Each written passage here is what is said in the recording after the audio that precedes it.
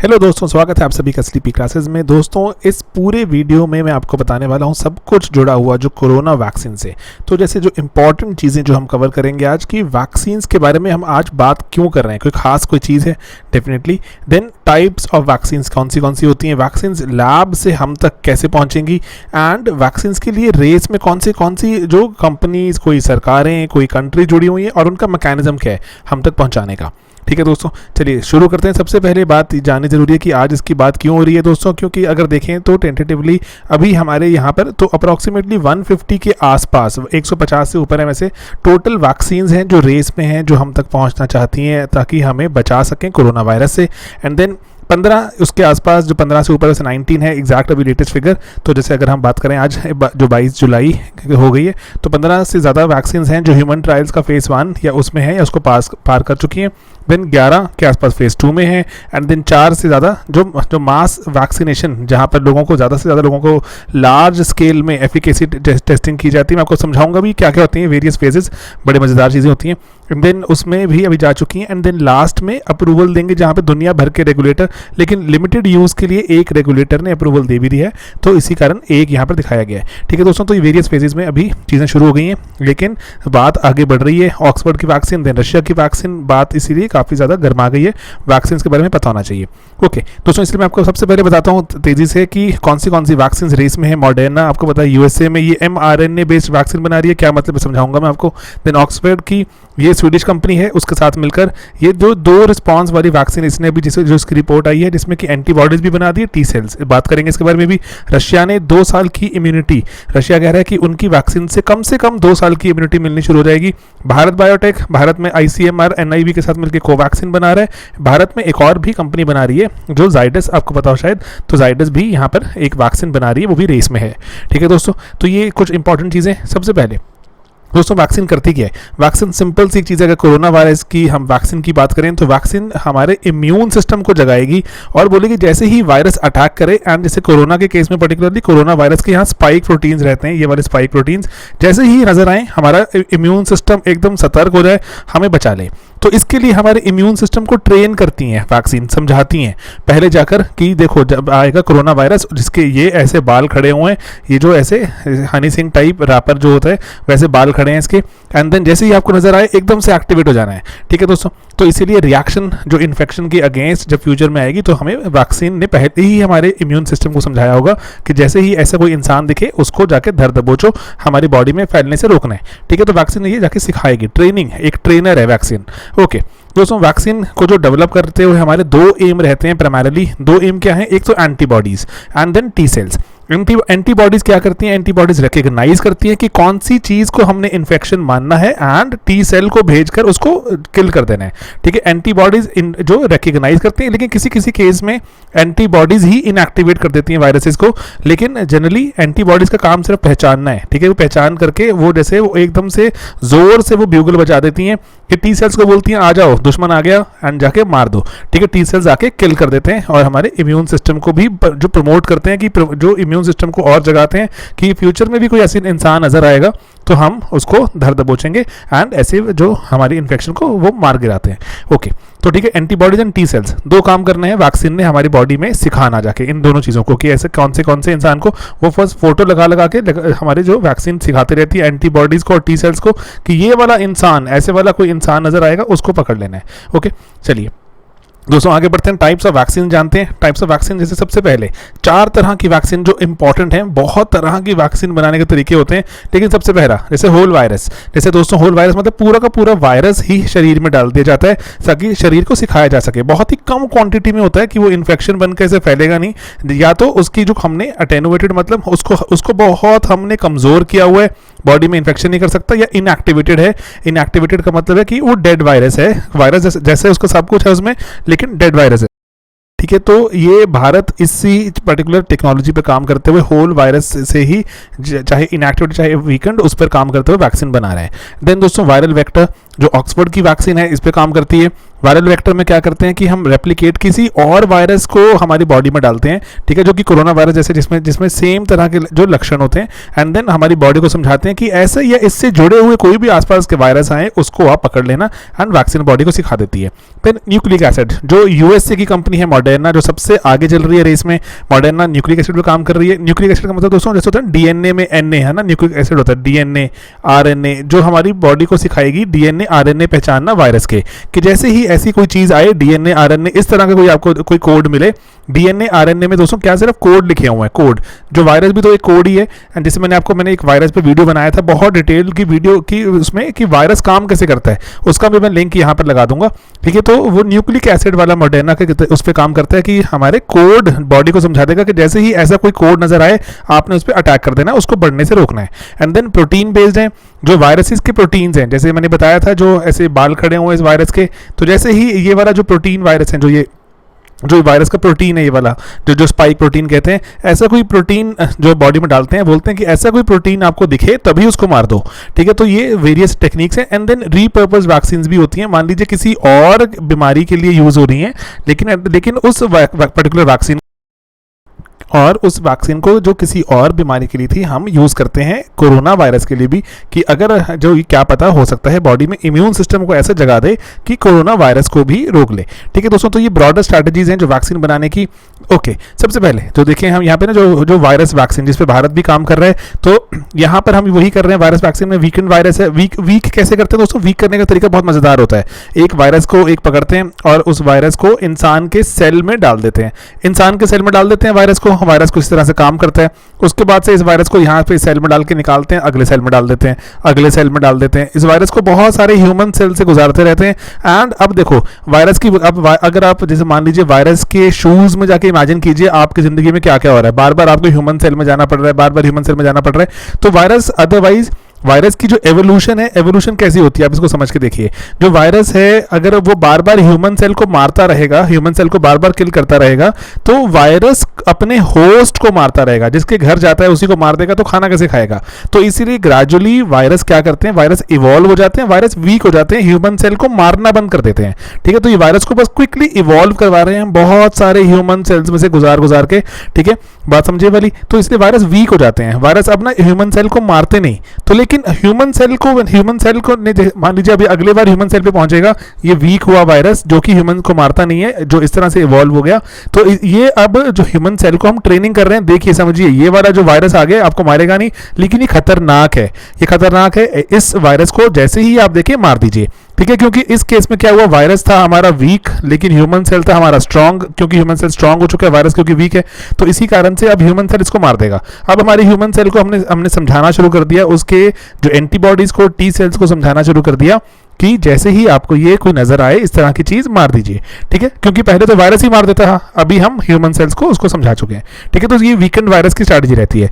Okay, inactivated में क्या करते हैं, जैसे कुछ केमिकल्स हैं, फॉर एग्जांपल जैसे फॉर्मेल्डिहाइड, या फिर अगर आप ना वायरस को अगर थोड़ा सा हीट ज़्यादा मिल जाती है तो वायरस मर जाते हैं। तो मर कैसे जाते हैं, मतलब कि सिंपली बोलें उनका डीएनए आरएनए जो भी है वो डीनेचर हो जाता है, उसका कोड खराब हो जाता है। तो इसी कारण से हम, लेकिन वायरस तो वैसे ही पड़ा हुआ है, तो बॉडी को हम समझा सकते हैं कि देखिए ये एक डेड बॉडी है किसी चीज़ की, जैसे ही आपके पास आए आपने इस पर अटैक करना है। तो ये वीकेंड वायरस या फिर इनएक्टिवेटेड वायरस डाल के बॉडी को हम ट्रेन करना शुरू करते हैं, जो कि हम पोलियो एटसेट्रा में भी यूज़ करते हैं, ठीक है दोस्तों। तो ये एक primary strategy. Then viral vector जो कि ऑक्सफोर्ड वाले यूज कर रहे हैं अभी, वो एग्जिस्टिंग एक वायरस को, जैसे जो अभी ऑक्सफोर्ड क्या कर रहे हैं, वो चिंपांजी में जो जुकाम कॉज करते हैं वो वाले वायरस को उन्होंने निकाला, वो जो चिंपांजी में जो CH इसलिए कहा गया। एंड देन उसके बाद वो वायरस है जो एडिनो वायरस कहते हैं, इसीलिए इसकी जो दवाई का नाम भी चैड है, चैड, ठीक है। जो चिंपांजीज में एडिनो वायरस जो कि उनको जुकाम कॉज करता है, वो बिल्कुल मिलता जुलता वायरस है कोरोना वायरस से, लेकिन उसको हमने इस तरह से उसको जेनेटिकली म्यूटेट कर दिया कि जेनेटिकली म्यूटेट करके कि ह्यूमंस में अगर इसको डालें तो ह्यूमंस में इन्फेक्शन कॉज नहीं करता, लेकिन है दिखने में कोरोना वायरस जैसा। तो अब बॉडी को सिखा रहे हैं कि इन्फेक्शन कॉज ये वाला नहीं कर रहा, लेकिन जैसे ऐसी कोई चीज नजर आए उसको मार दीजिए, ठीक है। तो ये वायरल वेक्टर को हमने रेप्लिकेट कर दिया और जो किसी और वायरस को दिखाकर हमने बॉडी को ट्रेन करना शुरू कर दिया कि इसके भाई बंधु कुछ भी आएंगे उनको मार देना। अब देन न्यूक्लिक एसिड, जैसे मैंने आपको बताया था, जो न्यूक्लिक एसिड है ना, चाहे आरएनए हो चाहे डीएनए हो, तो वो जो mRNA पर जो जो हमारी अभी काम कर रहा है मॉडर्ना यूएस वाले, वो क्या कर रहे हैं कि बॉडी में हम सिर्फ आरएनए डाल रहे हैं। आरएनए डालने के बाद जो सेल में आरएनए डालते हैं और बोलते हैं जैसे ही ऐसी कोई चीज़ आए और आप वो आपके सेल में रेप्लिकेट होना शुरू हो तो आप उस पर असर कीजिएगा एंड कुछ टी सेल्स निकाल कर कुछ हमारे एंटीबॉडीज को समझाकर इनको मारना शुरू कीजिएगा। ठीक है, तो इम्यून रिस्पॉन्स आना शुरू हो जाएगा। तो ये जो है ये सबसे ही सेफ तरीका है, इसमें वायरस है ही नहीं, इसमें सिर्फ आरएनए डीएनए है उनके निकाले हुए, हमने कोड निकाल के डाल दिया वायरस की, बाकी बॉडी हमने फेंक दी। ठीक है, तो ये अभी तक ये अनप्रूवन टेक्नोलॉजी है, किसी भी अभी तक कोई भी वैक्सीन इस पर नहीं बनी, पहली बार ट्राई की गई है और अगर हो गई तो भी बहुत रेवोल्यूशनरी काम हो सकता है कि वायरस को डालने की रिक्वायरमेंट ही नहीं है, सिर्फ उसका कोड निकाल के बॉडी को समझा दिया कि जैसे ही ये कोड आपके बॉडी में आए, आपको प्रोग्राम करने की, आपको हैक करने की कोशिश करे, इसको दबा दो। ठीक है, तो ये वायरस को हम इस तरह से रोकने की कोशिश कर रहे हैं। देन दोस्तों प्रोटीन बेस्ड होते हैं, जैसे वायरस है हमारा ये कोरोना वायरस की, जैसे आप देख सकते हैं ये वाली ना जो स्पाइक्स हैं, मैंने बताया आपको जो स्पाइक प्रोटीन्स हैं, सिंपली या तो स्पाइक प्रोटीन्स को डाल देते हैं बॉडी में, बाकी वायरस को फेंक देते हैं। सिर्फ स्पाइक प्रोटीन्स निकाली, बॉडी में डाली, बॉडी को समझाया कि इसको पकड़ लेना, या फिर सिर्फ और सिर्फ ये आउटर जो कैप्सूल है ये डाल दिया, बाकी अंदर कोई मसाला नहीं है, कोई आरएनए इसका जो वायरस का था, कोरोना का आरएनए था जैसे, या फिर बाकी वायरस का डीएनए है, उसको निकाल के फेंक देते हैं। सिर्फ और सिर्फ ये आउटर जो हमारी कोटिंग है इसको डाल देते हैं बॉडी में एंड बॉडी को सिखाना शुरू करते हैं कि ये चीज़ आएगी तो मार देना। ठीक है, अंदर अगर कुछ होगा तो भी साथ में बॉडी मार देगी। तो ये सब वैक्सीनेशन के कुछ ब्रॉडर स्ट्रैटेजीज हैं। आई एम श्योर कि आपको कुछ कहानी आज समझ आई होगी। ओके, देन दोस्तों वायरस के टेस्टिंग का, जो वैक्सीन के टेस्टिंग का प्रोसेस बहुत सिंपल है। पहला जो है कि वो एनिमल्स पे लगाई जाती हैं एंड देन रिएक्शन देखा जाता है। कोरोना वायरस में एक टेंशन क्या है कि ये एनिमल्स में कोरोना वायरस होता ही नहीं, इसलिए हम बहुत ही एक स्पेसिफिक सी एक माइस है, एक चूहा है जिस पर इसको टेस्ट कर सकते हैं। ठीक है, इसीलिए लिमिटेशन हो जाती है। ओके, देन फेज 1 में हम एक स्मॉल नंबर ऑफ जो ह्यूमन पॉपुलेशन पे लगाते हैं, चेक करते हैं कि क्या सेफ्टी लेवल है, कितना डोज दिया जाए ताकि बॉडी में रिस्पॉन्स आए और हमारी इम्यूनिटी स्ट्रांग होनी शुरू हो जाए। देन उसके बाद जो फेज 2 एक्सपैंडेड ट्रायल्स, हजारों लोगों पर लगाई जाती है ये दवाई, जगह जगह लगाई जाती है, वेरियस जो पॉपुलेशन पे लगाई जाती है, बच्चों में, बूढ़ों में, सब में, ताकि देखें कि किस पे क्या रिएक्शन आ रहा है। एंड देन इस पर ऐसे कहा जाता है कि कम से कम आधे लोगों से ज़्यादा को ये इम्यून कर दे तो ही ये अच्छा एक फेज माना जाता है। ओके, देन लास्ट फेज है एफिकेसी ट्रायल्स कहा जाता है, और ज़्यादा लोगों पर एक्सपैंड करते हैं। इनफैक्ट कि वेरियस कंट्रीज में जाके डिफरेंट तरह की, जो ऐसे माना जाता है कि जिनके डिफरेंट ओरिजिन्स हैं, फॉर एग्जाम्पल अगर इंडिया बना रहा है वैक्सीन तो इंडिया उसको अफ्रीका में भी भेजेगा, इंडिया उसको यूरोप भेजेगा, इंडिया उसको अमेरिका भेजेगा, ब्राज़ील भेजेगा, ताकि देख सकें कि वेरियस जगहों पर क्या रिस्पॉन्स सिस्टम आ रहा है एंड अकॉर्डिंगली दो यहाँ पर अब प्लेसिबोज भी देने शुरू हो जाते हैं। प्लेसिबो का मतलब क्या होता है, एक सिंपल ऐसे बिना कोई दवाई डाले हुए इंजेक्शन लगा देते हैं। मान लीजिए जैसे कि एकदम पानी वाला इंजेक्शन लगा दिया कि कुछ भी नहीं हुआ, सिंपल, लेकिन जो इंसान जिसको लगाया जा रहा है उसको नहीं पता ना कि इसमें दवाई है कि दवाई नहीं है, तो इसलिए वो लगा के चेक करते हैं कि वैक्सीन सच में काम कर रही है। कि कई बार ऐसे भी हो सकता है ना, मान लीजिए मैंने सिर्फ जैसे कई बार आपको बिना किसी, जैसे आपको कोई अगर बुखार वगैरह हो जाता है तो डॉक्टर बहुत बार आपको ना प्लेसिबोज दे देते हैं कि ऐसी कोई दवाई दे देते हैं कि बस इंसान को लगता है मैंने दवाई खा ली, वो ठीक हो जाता है खुद से। तो दवाई तो कुछ नहीं होती, वो बिल्कुल खाली एकदम दवाई होती है। तो वो प्लेसिबोज इस तरह से काम करते हैं, चेक करते हैं कि इम्यूनिटी सच में आ रही है या फिर प्लेसिबो वाले इंसान को भी अगर इम्यूनिटी आनी शुरू हो गई, दैट मीन्स कुछ झोल है, कुछ बात सही नहीं है। ठीक है, तो ये लास्ट फेज है। एंड देन उसके बाद हमारे जो वेरियस रेगुलेटर्स हैं, हमारे रेगुलेटर्स दुनिया भर के वो अप्रूव करते हैं कंट्री वाइज। एंड अगर जैसे पेंडेमिक वगैरह चल रहा है अभी, तो इमरजेंसी यूज करके क्लॉज होता है जिसमें जल्दी से जल्दी फॉर्मल अप्रूवल दे दिया जाता है ताकि वैक्सीन ज़्यादा से ज़्यादा लोगों तक पहुंच जाए। ठीक है दोस्तों, तो ये अभी फॉर्मल अप्रूवल वाली कोई अभी दवाई नहीं बनी, अभी तक वैक्सीन नहीं बनी, तो उस पर भी काम चल रहा है। एक पर्टिकुलर वैक्सीन जो कहा जाता है, जो चाइना एंड रशिया में भी यूज़ हो रही है, जिसको अभी फॉर्मल अप्रूवल मिल गया, लेकिन वाइड स्प्रेड दुनिया भर में यूज़ होने के अभी वो जो अभी रेगुलेटर द्वारा अप्रूव नहीं है। ओके, देन दोस्तों इंडिया की कोवैक्सीन की बात करते हैं फटाफट से। मैंने आपको पहले भी वीडियो में बताया था, भारत बायोटेक ने जो ICMR और जो NIV के साथ मिलकर डेवलप किया, देन ह्यूमन ट्रायल्स के स्टेज में उसको पहुंचने की इजाज़त मिल गई है। एंड देन जो स्टेज 1 स्टेज 2, इसमें भी हम इनएक्टिवेटेड वायरस को यूज़ कर रहे हैं, जो कि इंडिया में पाए जाने वाला स्ट्रेन है, जो इंडिया में कोरोना वायरस पाया जाता है, जिसको हमारे NIV national institute of virology ने जो सेपरेट किया एंड उसी पर बेस्ड हमने एक दवाई बनाई, वैक्सीन बनाई अभी। ओके, लेकिन दोस्तों यहाँ पे जो वायर में आर्टिकल पढ़ा था, मैंने आपको बताया भी था, तो उसमें कंसर्न्स हैं कि जो इतना जल्दी जो हमने छाप दिया कि हम यहाँ तक पहुँच गए हैं, ये हो नहीं सकता था, क्योंकि एक वक्त तक तो हमने वो कहा था कि हमारे पास कोई दवाई नहीं है, ठीक है, एंड देन सडनली हम आके बोलते हैं कि हमने वैक्सीन बना ली। तो दोस्तों 50 दिन से कम में ये नहीं हो पाता, क्योंकि जो जो एनिमल ट्रायल्स होते हैं, एनिमल ट्रायल्स की रिपोर्ट आती है जिसको डीसीजीआई अप्रूव करता है, उसमें ज़्यादा टाइम लगता है। जितना टाइम मई 9 से जून 29 तक इन्होंने लिया, उतने टाइम में ये नहीं हो सकता, जो कि अगर देखें साइंटिफिकली। तो चलो कैसे हुआ, उसमें कोई रिपोर्ट आएगी तो पता लगेगा, अभी नहीं आई थी। देन जो चूहों जिन पर टेस्ट किया जाता है वो भी 3 महीने तक उन पर टेस्ट किए जाते हैं, एंड देन उसके बाद ये जो चूहे हैं हमारे देश में मिलते ही नहीं दोस्तों। ये पर्टिकुलर, क्योंकि मैंने बताया था आपको कि किसी भी पर्टिकुलर तरह के जानवर, मैमल वगैरह पर काम नहीं करता कोरोना उसमें जो अपनी इन्फेक्शन नहीं कर पाता। सिर्फ एक स्पेसिफिक तरह के चूहे हैं जिन पे ये इन्फेक्शन कॉज होती है, क्योंकि इसी के लिए बात बहुत दिक्कत हो गई है, क्योंकि सिर्फ ह्यूमंस ही हैं जो इससे प्रभावित हैं कोरोना से, जानवरों पर ये इतना प्रभाव नहीं दिखा रहा, ठीक है। तो वो जो चूहे हैं वो मंगवाने पड़ते हैं हमें यूएस, यूरोप और चाइना से। तो वो इतनी जल्दी आ भी गए, उन पे टेस्ट भी कर दिया हमने, रिपोर्ट भी कर दी हमने, ह्यूमन ट्रायल में भी डाल दिया।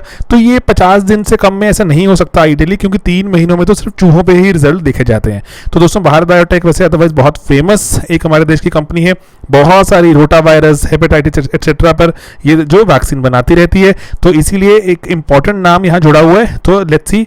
बाकी दोस्तों यूएस की मॉडर्ना जो है, मॉडर्ना मैंने आपको बताया कि वो आरएनए को इंजेक्ट कर रहे हैं, एंड आरएनए को इंजेक्ट करके बॉडी के इम्यून सिस्टम को, रिस्पॉन्स को वो बढ़ावा दे रहे हैं कि ऐसा कोई आपको कोड नजर आए, आपको जो हैक करने की कोशिश करे आपके बॉडी को, उसको वहीं पर ही रोक दो, वहीं मार दो। देन दोस्तों ऑक्सफोर्ड की वैक्सीन है, मैंने आपको बताया था चिंपांजीज में जो एडिनो वायरस कॉज करता है, तो इसीलिए इसका नाम CHADOX1 रखा गया। एंड देन ये जेनेटिकली जो म्यूटेटेड इंजीनियर्ड एक वायरस है, जो कि अदरवाइज चिंपांजीज में कॉमन कोल्ड, उनको जुकाम कॉज करता है, एंड ह्यूमंस में इन्फेक्शन कॉज नहीं कर सकता। एंड देन उसके बाद जो साइंटिस्ट भी इसी के स्पाइक प्रोटीन्स को ट्रेन करने की कोशिश कर रहे हैं कि बॉडी में जाए, तो ये हमारी बॉडी को ट्रेन कर दें स्पाइक प्रोटीन्स, और वैक्सीन वाला काम करना शुरू कर दें, ठीक है दोस्तों। तो कोरोना वायरस टाइप ये जो उम्मीद है कि इसको भी रोक पाएगा। एंड देन एंटीबॉडीज और टी सेल्स के बारे में क्विकली देख लें अगर, तो एंटीबॉडीज भी अगर देखें तो ये वायरसेस के सेल पे चिपक जाती हैं, एंड वायरसेस को या तो जो न्यूट्रलाइज कर देती हैं, या फिर हमारे जो टी सेल्स हैं जो कि वाइट जो ब्लड सेल का ही एक टाइप है, उनको एक्टिवेट कर देती हैं कि पहचानो इस चीज़ को, मैं देखो इसके साथ चिपका हुआ हूँ, एंड उड़ा दो इस पर्टिकुलर जो बॉडी है, चाहे वो वायरस है जैसे भी है, उसके साथ एंटीबॉडी चिपक जाती है, एंड अकॉर्डिंगली जो टी सेल्स को हुक्म देती है कि आप इसको मार दीजिए, ठीक है। तो इसीलिए हमारा इम्यून सिस्टम ऐसे काम करता है, और जो इफेक्टिव जो वैक्सीन है वो टी सेल और एंटीबॉडी दोनों का ही रिस्पांस जगाएगी, अदरवाइज सिर्फ एक का रिस्पांस जगाने से कुछ नहीं होने वाला, ठीक है दोस्तों। बाकी अंत में जाते जाते बिल गेट्स जी ने भी ये कहा कि जो मर्जी हो जाए दुनिया में, जहां मर्जी वैक्सीन बने, अल्टीमेटली इंडिया ही है जो उसको मास लेवल पे प्रोड्यूस करेगा, क्योंकि अगर हमें 750 करोड़ लोगों तक अगर वैक्सीन पहुंचानी है, इतनी वैक्सीन बनाना अगर वो बोल रहे हैं किसी की कंट्री में कैपेबिलिटी में है, तो वो इंडिया में ही है। इसीलिए बोल रहे हैं कि जो रेस अगेंस्ट द वायरस है, उस रेस अगेंस्ट द वायरस में इंडिया की बहुत इंपॉर्टेंट रोल होने वाला है, क्योंकि इंडिया 60% दोस्तों जो यूएसए में दवाइयां कंज्यूम होती हैं, वो 60% दवाइयां इंडिया में बनती हैं। इसीलिए इंडिया का रोल तो महत्वपूर्ण होने वाला ही है definitely. At the same time it is important कि हम इंडिया में भी वैक्सीन को डेवलप करें, ताकि हमारी साइंटिफिक कम्युनिटी को भी यहाँ बूस्ट और मिले। एंड पर्टिकुलरली हमारी, देखो कोई भी कंट्री डेवलप करती है तो अपने सिटीजन्स के लिए पहले डेवलप करवाएगी, उसके बाद ही बाकी कंट्रीज को मिलेगा। तो इसलिए ज़रूरी है कि इंडिया भी इसको जो पैरेलली डेवलप करे, एंड इंडिया इसको अपने देश से इस कोरोना नामक इस खतरनाक चीज़ को ख़त्म करे हमेशा हमेशा के लिए, ठीक है दोस्तों। तो बस यही थोड़ा सा एक अटेम्प्ट था कि आपको कोरोना के बारे में, वैक्सीन के बारे में बताना, पूरे प्रोसेस की कौन सी दवाइयाँ कहाँ कैसे बन रही हैं, एंड उन पर क्या क्या स्ट्रैटेजी लग रही हैं, ताकि थोड़ा और क्लैरिटी मिले, ठीक है दोस्तों। बाकी बहुत सी हम चीज़ें डिस्कस करते रहते हैं हर रोज़ सुबह, आप और भी चीज़ें समझ सकते हैं, जान सकते हैं। मिलते हैं दोस्तों अगले वीडियो में। बाय बाय दोस्तों, टेक केयर।